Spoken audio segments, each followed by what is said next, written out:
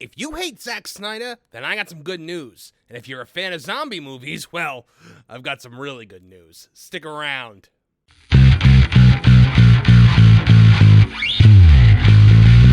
Hello, I'm Marvin, and I'm the Movie Monster.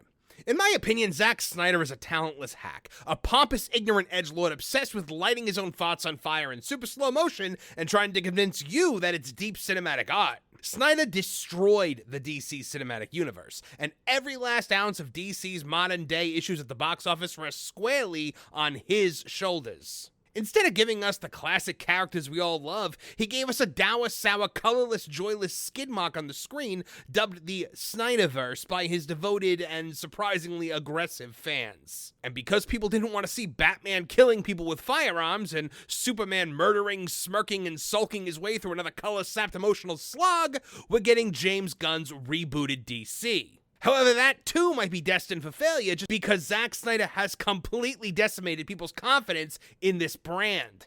But an interesting thing happened after the DC debacle. A legend started to grow around Zack Snyder. The legend of a misunderstood artiste, a visionary who would be the biggest thing in Hollywood if not for those darn studios and their endless interference. So, the geniuses at Netflix decided to cut him a huge check and give him unrestricted freedom to present a zombie universe called Army of the Dead and a vehicle for his failed Star Wars pitch, Rebel Moon. Both were massive critical bombs, exposing Snyder for the absolute con artist emperor with no clothes that he's always been. And if I can quote the great Jim Cornette, I truly hate to say I told you so, mostly because I have to do it so often, but I called this one a long time ago. And now the rest of the world finally understands the void of anything resembling talent that takes up residence in the empty space between this ignoramus's ears. Now it seems like Netflix has pulled the plug on Army of the Dead and the vast zombie universe it was planning on spinning out of it. Will Rebel Moon be next? Is the myth of Zack Snyder the auteur over and done with? Let's talk about it with our friends Kevin Apollo, Spencer Bakuli, Nolan Thunder, and Lorn on Tooney Town TV. Now, if I may have a moment, guys, where I can kind of gloat a bit, I think I have to because look, go for it. On this channel, I hate many people. Okay, there are many people in Hollywood that I hate. There is one that I hate above all else. One man who just has the full fires of my rage whenever he says or does anything. And when bad things happen to this man, well, that's just Christmas for me. And report! Zack Snyder's Army of the Dead franchise scrapped at Netflix. Yeah, why? Eat that, you hack! That's what you get. Oh, I hate him so much. I hate those flames on the side of my face.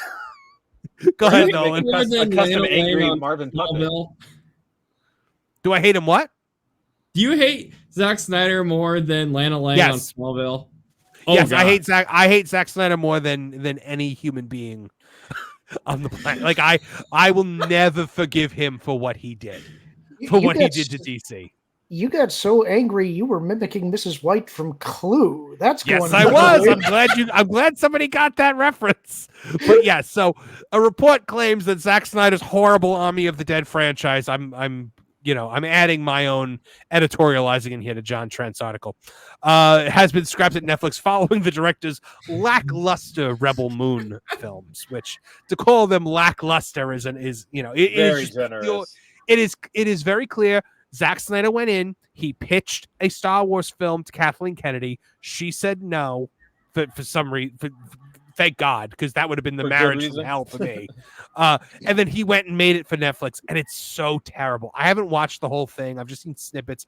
I will be watching the director's cut when it comes out. It's because like 240 minutes long. I know, and that's why I waited, because I was like, I'm going to have to review one of them, and I'm going to do the director's cut, because... You're not doing it twice. Yeah, that's the thing. It was the Phyllis and Angela moment from The Office, where she was like, I can do this or I can do this. It's not fair to ask me to do both.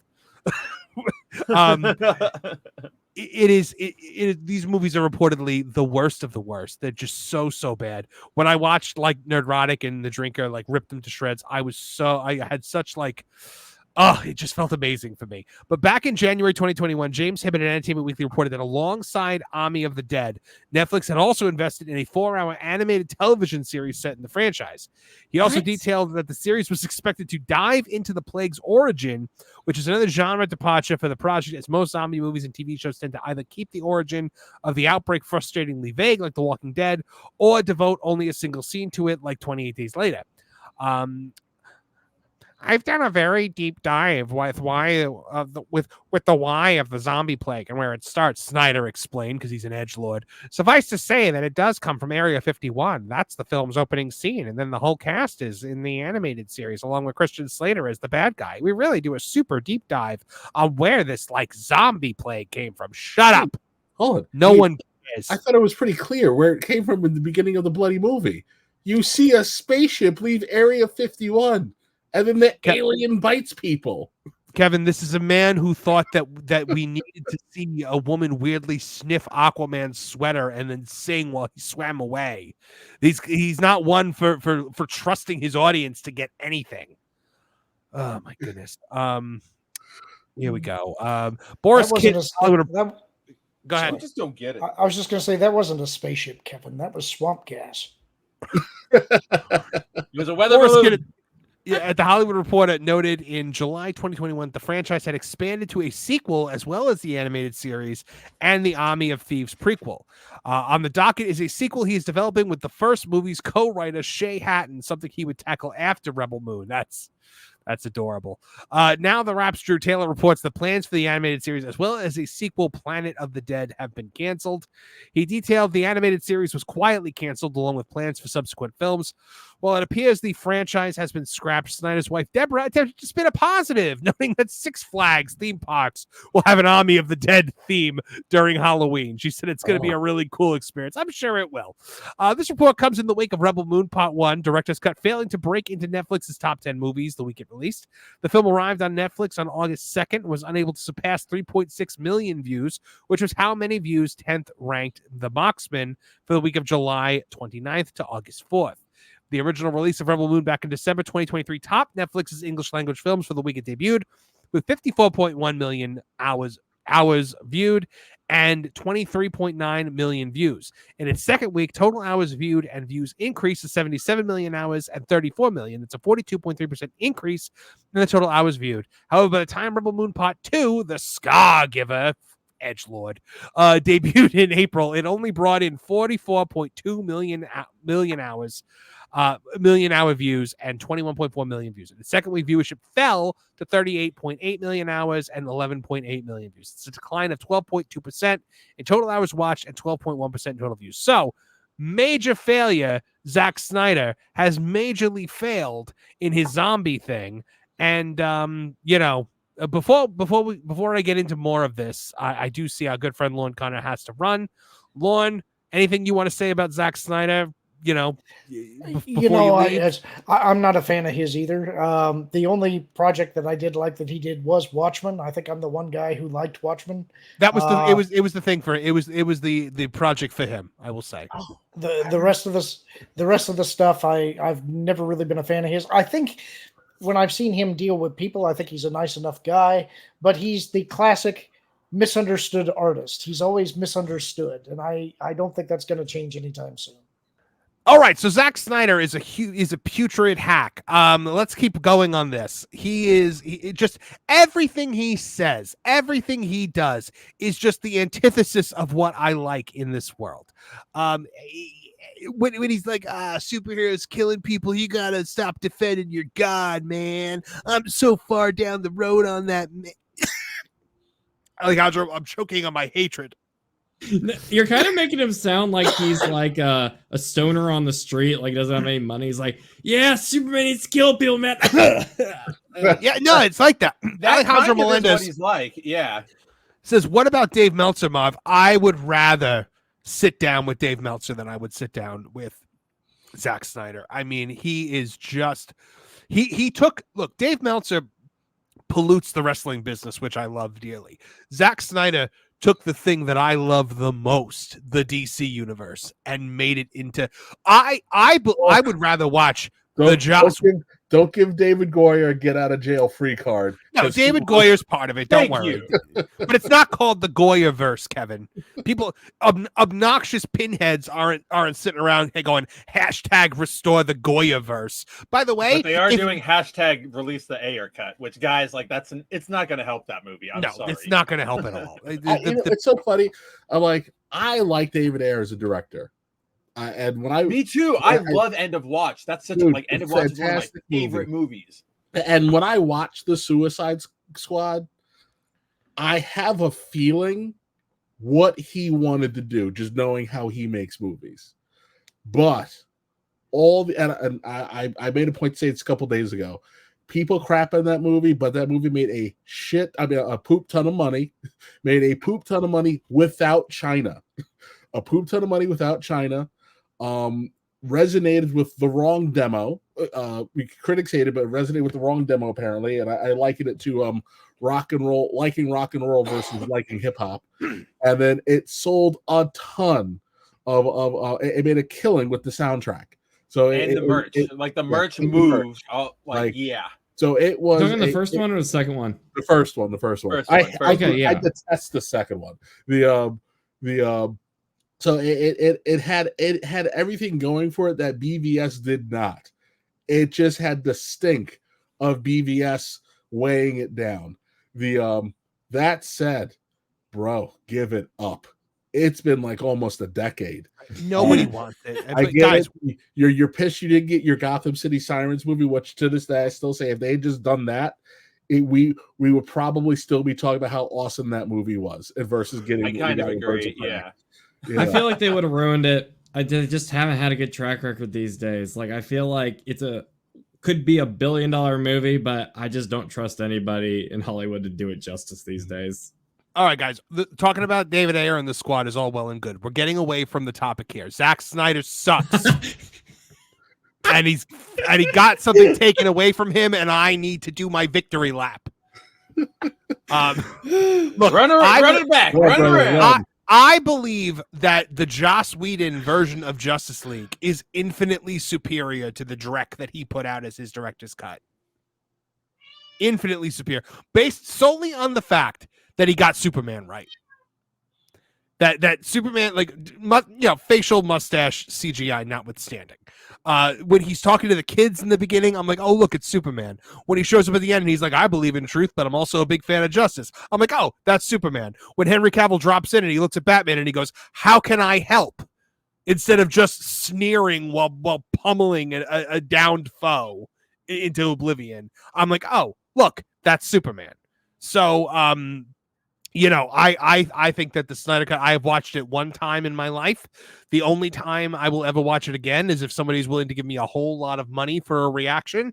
That was the first time I've ever had to pause a movie and come back to it because I just couldn't take what I was watching. I was just like, this is so boring. This is so visually. Yeah, exactly. That too. I was just like, I don't need to watch this right now. I'm gonna go to bed. I actually watched it in episode chunks. I'm like, you know what? I get it. By the title cards, yeah. I was like, okay, time out. I'm gonna go do something else. Please tell me you did the epic TNG recap every time you came back. They're like, and now the conclusion. Yeah, but so for me, it was I despise the entire thing. The only thing I liked was the music, like the Superman when Superman is fighting Steppenwolf for that brief second that he does. The music is fantastic. It's just everything else. I like that brief part of the soundtrack where you actually get the Danny Elfman Batman theme for 2 seconds. Well, yeah, that's in the Joss Whedon version. You get the Danny Elfman Batman theme and you get the John Williams Superman theme in those, and that was cool too. But Superman does not smirk cruelly at a foe while at the end when they just group murder Steppenwolf.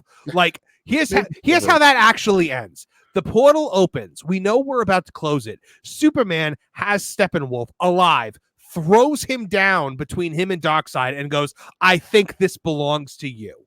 Darkseid then executes Steppenwolf himself with the Omega beams. And as the portal closes, and as the portal closes, you have the stare down between Superman and Darkseid. to be like, this world is defended, but I'm coming for it. And you have that established. But we were never going to get that. We were going to get some stupid, ridiculous moron nonsense with Superman turning evil because edgelord. Oh God, I hate him so much. And the people that I can't stand more than anybody else are the restore the Snyderverse people, because I'm like, you know what? If there were as many of you as you think there are, if you had all actually gone to the movies and watched these films, there'd still be a Snyderverse. No, but the people. I will raise you. I will raise you one, Marvin, because while the restore the Snyderverse people are annoying, there is a subset within them that is even more annoying than I think every other member of that group, which are the what is the hashtag Zack Snyder's Justice League to Netflix or whatever. Those people, the people who do not understand how rights or movies or anything works in this world, and really think that Warner Brothers is going to say, yeah, go make an entire cinematic universe on net. It's the stupidest, and it's so stupid, but people still bring it up every month, every week, every day. It's so and I'm dumb. just like, what is wrong with you?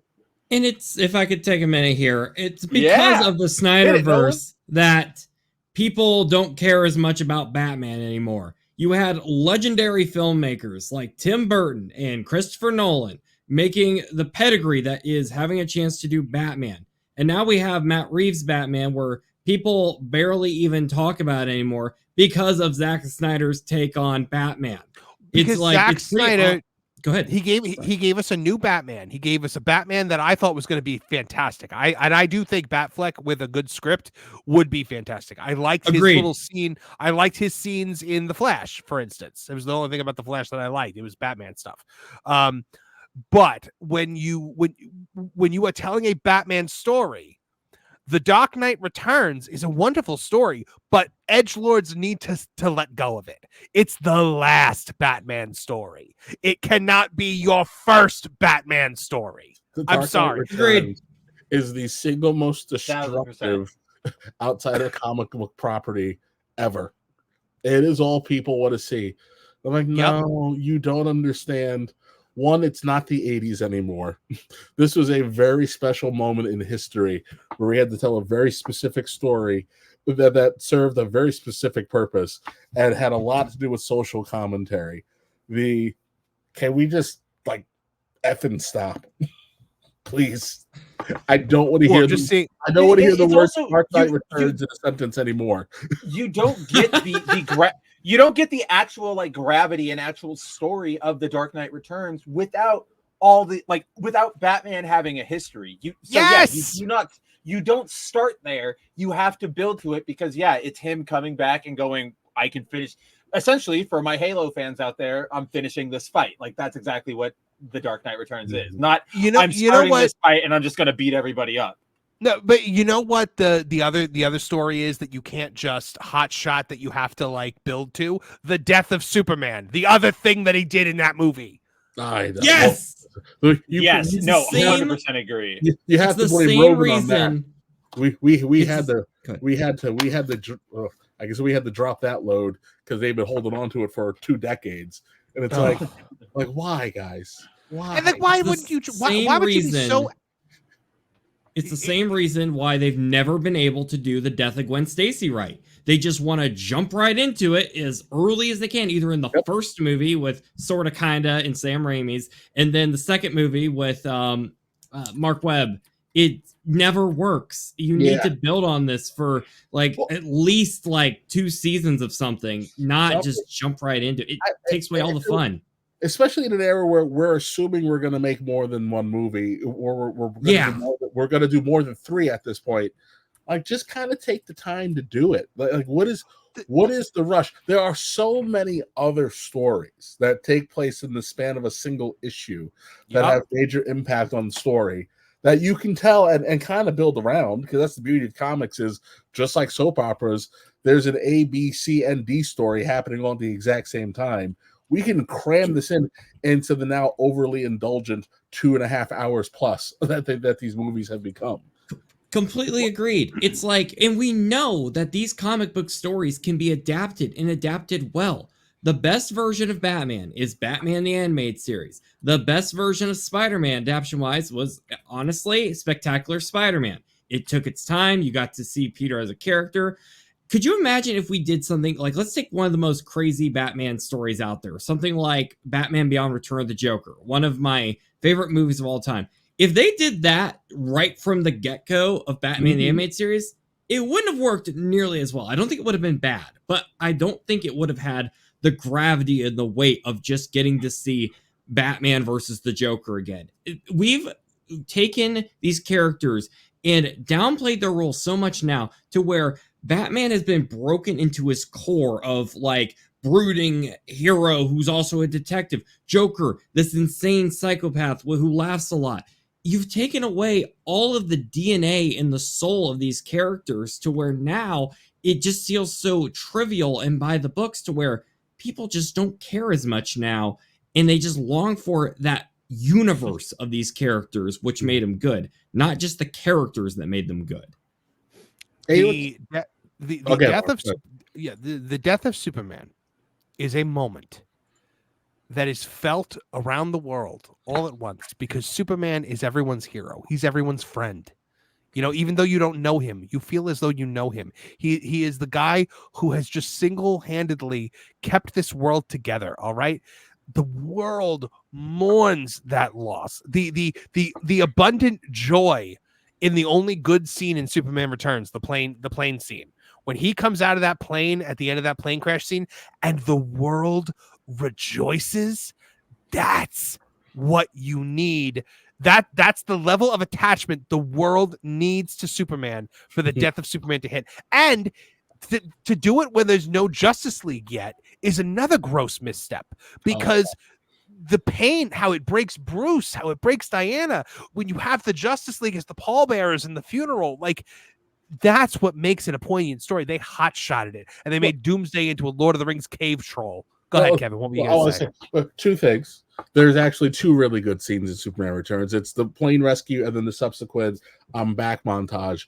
And then there's the when he's saving Metropolis from the new Krypton being born. The fantastic scene. Other than that, the rest of the time he spends his time being a creepy stalker beta. Can I put one more good scene in Superman Returns here? Duties. Can I put one more good scene? Because there's one scene for the movie that will stick with me the rest of my life. I have not watched Superman Returns since like 2007. Like I have not gone back to that film. But the scene that will always stay in my mind is that scene where you see the Daily Planet and you don't know if Superman's going to make it or not. And they have the two newspapers there and they're trying to decide the headline. He dies, he lives. That is one of the most memorable scenes I've ever seen in a movie. I will applaud that scene till the day I die. Yeah. So now, did you guys ever actually sit down and watch Army of the Dead? I did. How was it any good? Because I skipped it. I don't like Zack. You know what it is like most Zack Snyder movies. It has flashes of really good, and then you get why did that just happen? So as we're so past the point of spoilers. Like the movie ends, like there's the guy who was supposed to be Green Lantern if Schneider had gotten his way. I can't remember the black dude's name. He is the only person who's one of the only people who survives. There's this whole giant scene with like the alpha zombie, and he gets knocked into a safe, and he gets pulled away from the rest of the movie. Like he gets locked in a safe, and the rest of the movie happens.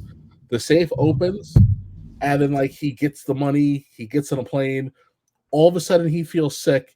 And then he has a magical zombie bite on his chest. And you're like, I followed this character's journey. There's no way he got a zombie bite. But as you're kind of like watching the movie, it's like, okay, lots of really cool concepts. Like, he breaks down like how certain zombies get made. And like, there's rules. Like, there's if the alpha zombie bites you, you're going to turn into this kind of zombie. If a zombie bites you, you're going to turn into one of these two. You're going to be a zombie who roams around, or you're going to be like a corpse that won't die. So like they break it down, and it all makes a lot of sense. So much minutia. And then you get to the we're gonna break it, and the breaking into the casino part, actually awesome, great fight scene. And then you get to like I would say like Was there gratuitous slow motion? I don't remember if there was. I think there may have been one or two cool kill shots. But and then you get to what I say is Act 2.5, where the out of nowhere love interest gets massacred by a bunch of zombies. You're like, where the hell did this come from? And why is this happening right now? And then as you're watching, you're like, hold on a second.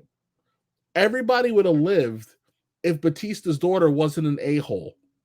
So like you took, so now I can blame this. I don't like this movie because I don't like what this kid's gonna do. And then we killed Batista, and I'm like, you killed the main hero. Why? What is your fetish with making sure that everybody is miserable walking out of your movies? Like, I'll applaud him for changing the end of Watchmen. I don't think anybody would have understood the stupid squid showing up.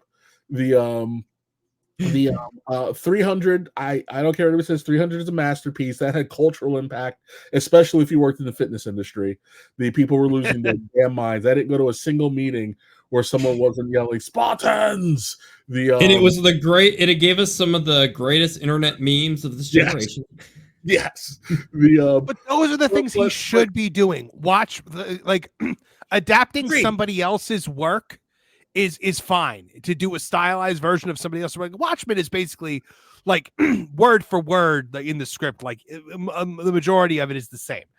It's when he tries to do his original, like when he tries to make original stories, that's where he is just completely inept. He can't get to the point, and he can't give you a happy end. Again, I love Sucker Punch, but Sucker Punch is heartbreaking for the sake of being heartbreaking. It's like awesome visuals, awesome story, but like, why